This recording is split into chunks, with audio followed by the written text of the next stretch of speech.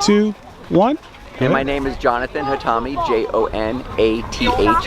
Last name is Hatami, Hatami. I'm a Deputy District Attorney and a Child Abuse Prosecutor at the Los Angeles County District Attorney's Office.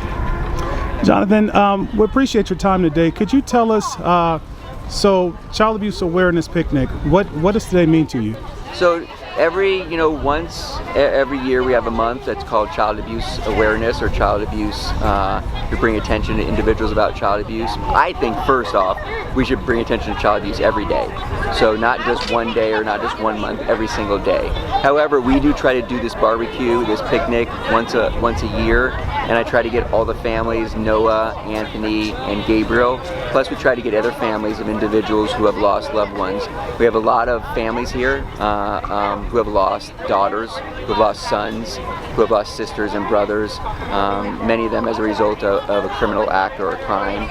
And we try to come together and show support for the Antelope Valley community, show support for these victims and family members and survivors, show support for our children, all the children in this community. My wife's here, my children are here as well. It's nice to give back. To come back to the community that I've worked here for over a decade, help barbecue, become part of the community, help the families here as well, and just instead of being a prosecutor, just be a person and a dad and a community member, and it's really nice to kind of come together and do that. I notice a lot of the names you just mentioned as far as the victims of child abuse were pretty controversial in Antelope Valley. To name one, Gabriel Fernandez, and I saw some of the family for Gabriel here. What does that do for you to see the family of a victim of child abuse? I will tell you this, I handle a lot of really serious cases and they do affect me. I'm a dad and a person. I've become close with Gabriel's family. I consider them family. We see each other a lot, and the fact that they're here and that they're supporting Gabriel and also supporting the community and supporting other families who have lost children, I think it's a good thing. I think part of being a good prosecutor is also being a person and just reaching out to individuals and try to show individuals I'm more than just a prosecutor, and I think that's a good thing to do. I think Gabriel's case resonated not only throughout Antelope Valley but throughout the United States of America, especially with the documentary. I think a lot of people know about Gabriel, and I think the family being here shows that they loved him. They loved Gabriel, and also it shows that a lot of people let him down. And we need to bring awareness to that. We need to make sure if you see something, say something. If somebody's not reporting something, we need to make sure they report it. You should not only report it to the hotline, the DCFS hotline, you should also report it to the police, call 911 as well. You need to make sure that you're doing both of those things. A lot of those things didn't happen in Gabriel's case. If you're going to school and you see a child injured or abused, you need to report that. You need to get involved in our community. Everybody is responsible for all the children, not just your children, everybody's child. I believe that. And so part of that is making sure that they're safe. Sometimes they can't speak out for themselves, and we need to do that. So a lot of people, unfortunately, have lost trust in law enforcement. Can you tell the viewers, mandated reporters, who are some mandated reporters they can go to if they feel like they can go to law enforcement? I think that's a great question. Here's the first thing. I think 99% of police officers are good people, but there is a small percentage of them that are actually bad.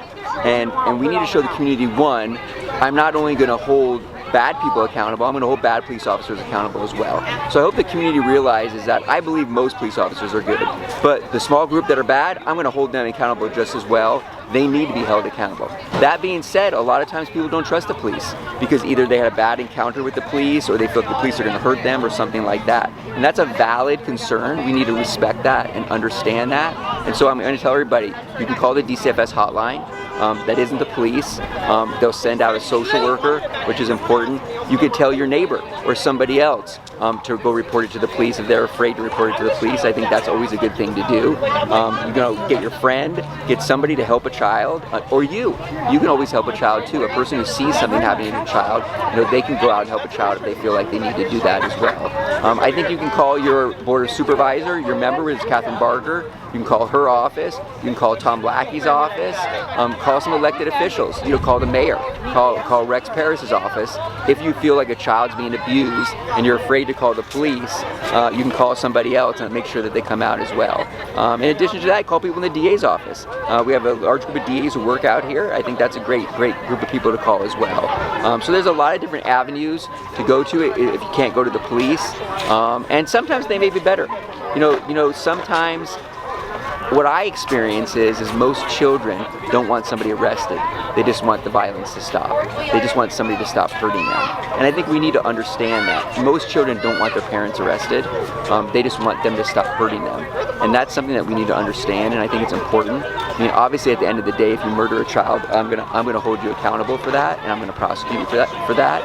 But ultimately, my goal is to make sure that children are protected and that families are kept intact, and that they can help raise children. If they need help doing that, we want to help them do that.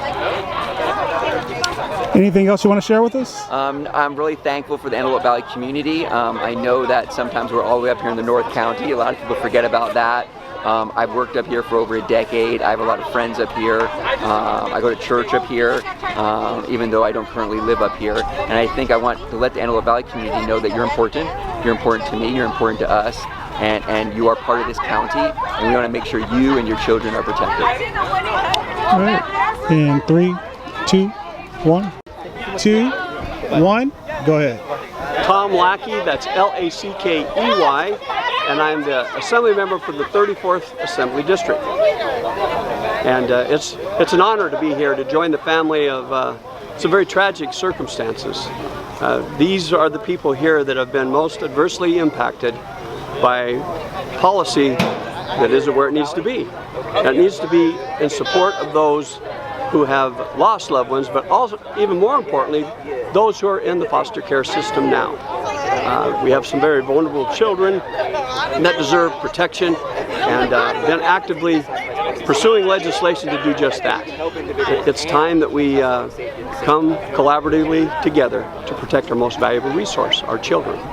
And they come in all parts of our culture, all socioeconomic levels, and we need better policy to protect those who deserve to be protected. These are the family of those casualties. We need less casualties, and we need more successful outcomes. So let's work together to make that happen. Question, do you think that DCFS is in the right direction with the steps they're taking to better their policies and procedures? DCFS needs help, and they also need help that comes in the form of public policy. Public policy right now is not where it needs to be, and I have legislation to try to help that become more successful and give them the tools they deserve. We know that you've had a very strong stance on policy in the past, not just in the Antelope Valley, but period. What is your take on the direction that the policy is headed in from your standpoint, from your personal standpoint?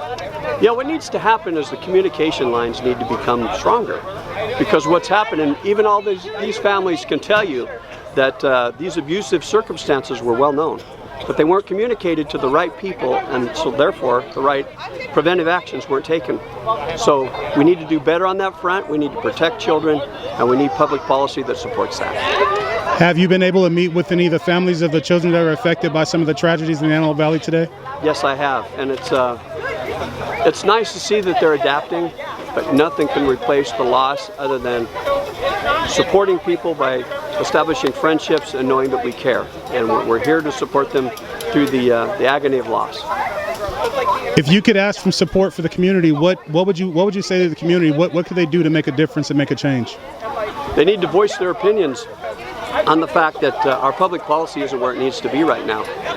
We need to change the public policy so that we can have preventive measures and not deal with the tragedy afterward. And outside of the voting polls, how can they do that? What steps can they take? I mean, does it take calling? Is there a special number like 911? Can they do it anonymously? Can they walk in? Can they go to a fire station? What can people do when they see child abuse? They need to report any level of child abuse to any kind of mandated reporter, which is a teacher, which is a law enforcement officer, which is a medical professional. They need to bring it to their attention because those professionals know how to follow up. All right, we're done. Do you have anything else further for us? No, this is refreshing to see supporting families who are dealing with permanent tragedy. And we need to, this is just a reminder We don't want more of these picnics. We don't want these gatherings to become bigger because we have more victims. We need to actually collaborate together so that we can prevent this kind of need for support for these events. Okay, and we're I didn't done. say that very well, so sorry. You want to re-say it? Yeah. Go ahead. And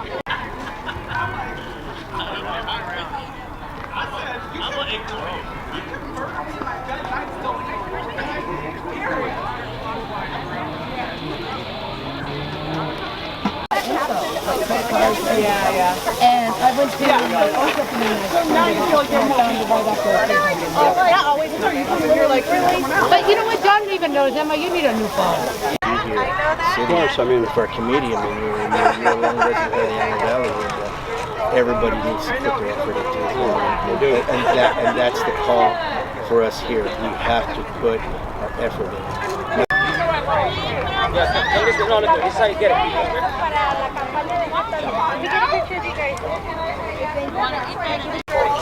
Hold up, this one over here. No. Yeah, just flip it. Flip it. Yeah, play with it. Pictures on, you're not gonna wear it. Okay. I'll let you do it right now. I wanna do